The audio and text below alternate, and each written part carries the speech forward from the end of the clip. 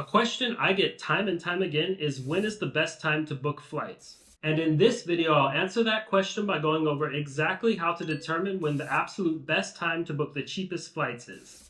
Every traveler has their own set of needs when booking flight tickets. These can be things like flying on a specific date, flying on a specific airline, or flying on a non-stop flight to avoid layovers. The best time to book flights for maximum savings will most often depend on a combination of these needs and the current pricing trends of the flights you want to book. Once you know these things, there is always going to be a clear best time to book flights. And I mean, knowing exactly when to book flights has been a major reason that I've been able to afford traveling around the world for the past 10 years. So every single thing we'll go over in this video is based on my many years spent mastering flight booking. And if you follow all of the steps laid out here, you can save a ton of money on flights. And the best part is that the information that you'll get in this video is useful to anyone, anywhere in the world.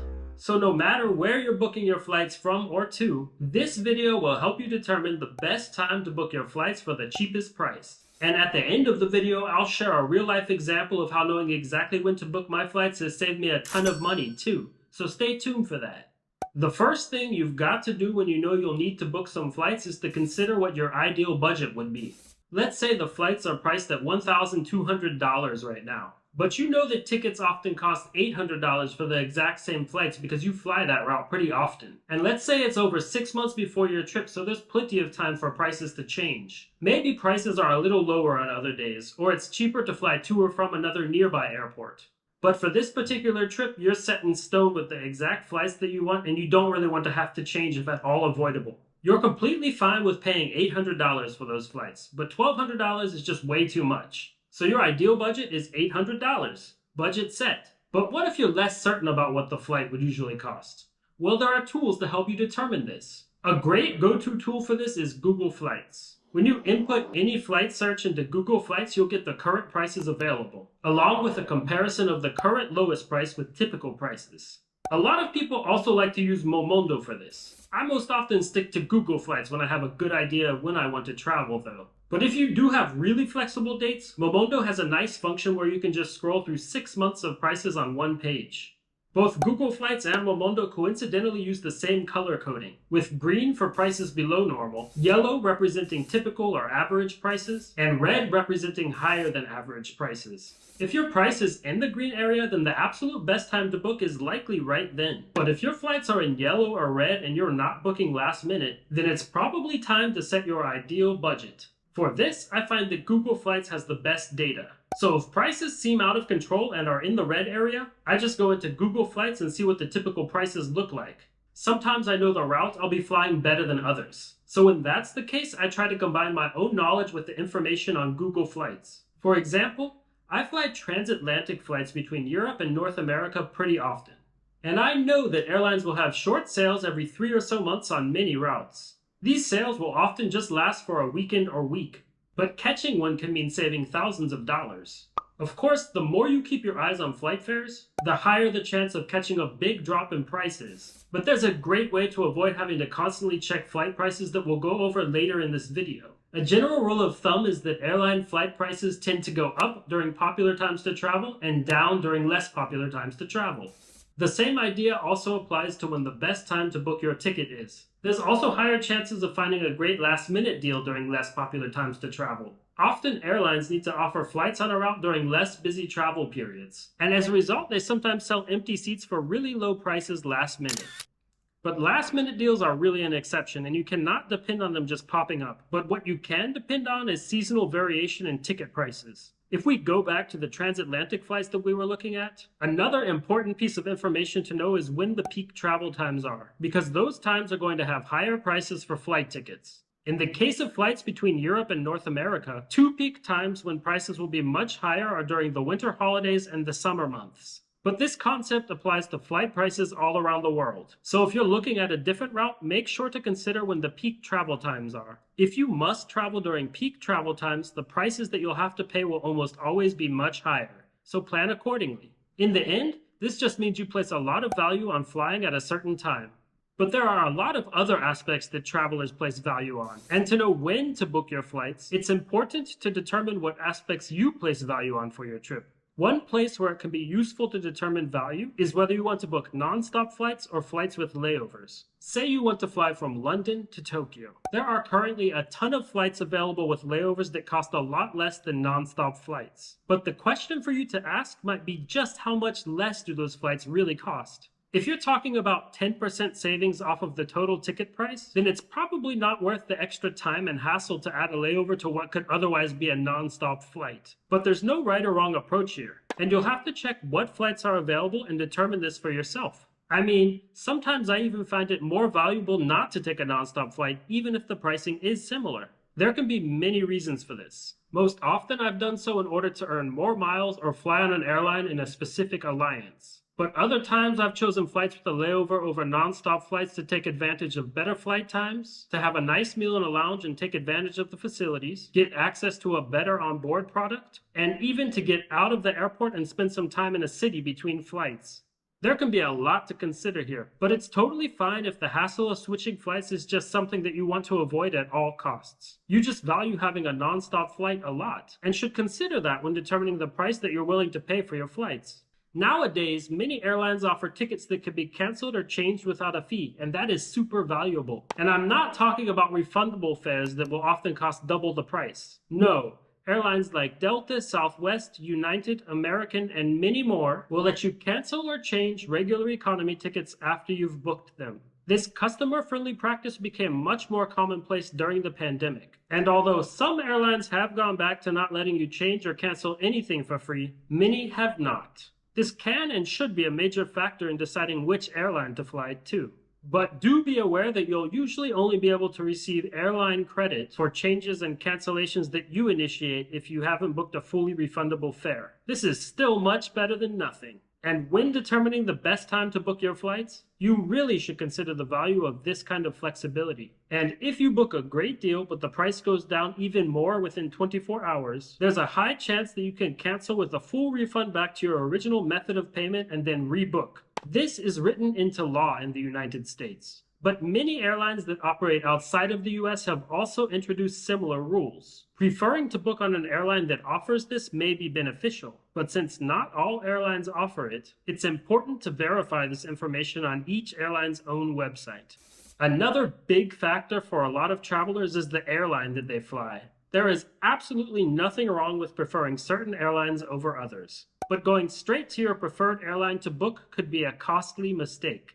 Now, don't mistake what I'm saying as telling you not to book directly with the airline. Booking directly with the airline is nearly always the best way to go, but you have to know which airline you want to book with before doing so. Instead of going directly to your airline's favorite website, I want you to first determine the value of flying on your preferred airline. Are you earning miles and working towards status with that airline?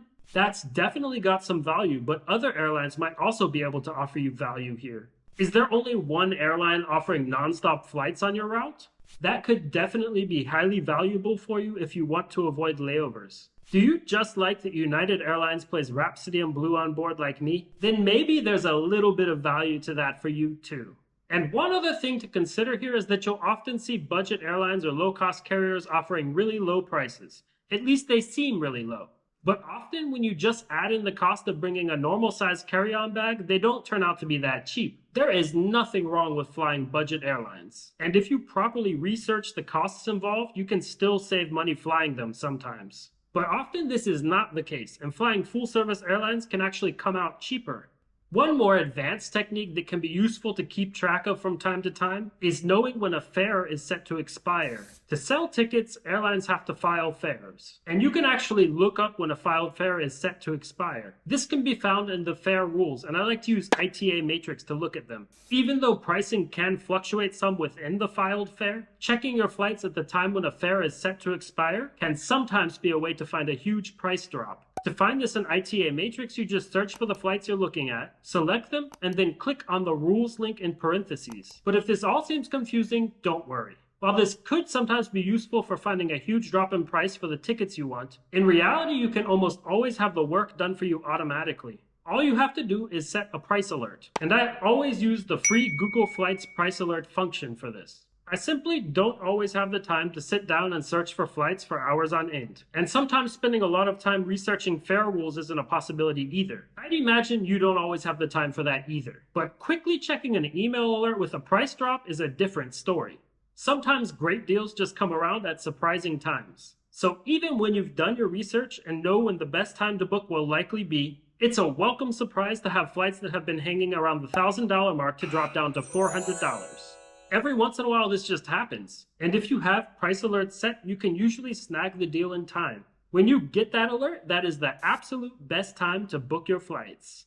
While sometimes airlines make mistakes known as error fares and sell tickets for unbelievably low prices, this is not something you can depend on happening all the time. I have booked my fair share of these, and totally encourage you to keep your eyes open for them. But error fares are rare enough that you can't just cross your fingers and hope that they'll pop up for the route and dates that you need. I have actually been lucky enough for this to happen to me a few times. But then again, I've spent thousands and thousands of hours researching flight deals for the past 10 years. And finding an error fare that you can easily use is a little bit harder than finding a needle in a haystack. Well, I've actually never looked for a needle in a haystack, but I think you get the idea. If you'd like more info on error fares, drop a comment. But there's one pretty important question that we have not answered yet. What happens if my flights never drop to the price that I'm willing to pay? If you follow all of the techniques explained in this video, then the chances of this happening are as low as they can be. But if your flights never drop to a low enough price, then your first option is to cancel. But nobody wants to do that. The better choice is to explore all available options for your trip. And from there, you can decide what to change in your flight search based on what you value the most. This process needs to happen months before your travel dates though, so it's important to keep timing in mind. If you have a few nearby airports that you can consider departing from or arriving to, maybe the solution is to include those airports in your search. Or if your flights are much cheaper by just changing your departure date by one day, then the amount of savings achieved might outvalue traveling on an exact day. Another great way to book flights is using airline miles. And sometimes when I don't find a good price, I resort to booking with miles. When booking with miles, there's a different set of considerations to take into account though. And while in this video we're only going over booking airfare that's paid with money, drop a comment if you'd like to see another video about booking with airline miles. So to sum all of this up, the absolute best time to book flights is the moment when the flights you want are available at a price that you're willing to pay. To determine the price that you're willing to pay for airfare, you have to take a look at the current pricing trends on the route you want and consider what your flight needs are for your trip. That is, unless you're like Mr. Beast or something, then you'll probably have someone else book your flights for you. I wonder if Mr. Beast needs someone to help him book his flights. Anyways, now that we've gone over what you need to know to determine the best time to book your flights, let's take a look at how knowing when to book my flights saved me a ton of money. Back in 2019, I needed flights from Berlin, Germany to Austin, Texas. When I first searched, the price for my dates was around $900 round trip in economy. So I set some travel alerts because my dates were not flexible at all. And then I kept monitoring the prices for a couple of months. I was on the verge of looking into other booking options, and then about 3 months before my trip, I received a price alert that the exact United Airlines flights that I wanted to book had dropped to 302 euros round trip. I was able to book within an hour, and just like that, I saved over $500 by booking at the absolute best time. Those flights even gave me enough miles to qualify for airline status, which I valued at even more than the price of the ticket. Now, I've seen a ton of information out there that claims to tell you when the best time to book flights is. Sometimes this comes in the form of general timeframes or certain days of the week. But the honest truth about it is all of that generalized information is not going to be that helpful for you without the techniques that I laid out in this video. You can always find out the absolute best time to book your flights by using a few free websites and doing some basic research. So whenever you need to determine the best time to book your flights, all you need to do is come back to this video and determine your flight needs and the current pricing trends on the route that you're looking to book. So on that note, I hope that this video has been helpful to all of you in your flight booking endeavors. And if it was, then make sure to give it a like and share it with your friends. Friends don't let friends pay too much for flights. And now that you've learned when the best time is to book your flights, it's important to know how to book your flights too. There are 8 common flight booking mistakes that travelers of all levels of experience make. And you can learn how to avoid them right now by watching this video. I've got plenty more travel videos and I'm always working on more, so make sure to subscribe to stay tuned. And if there's something you'd like to see in a future video, then let me know. I'd love to hear about it. Thanks so much for watching and I'll catch you all real soon.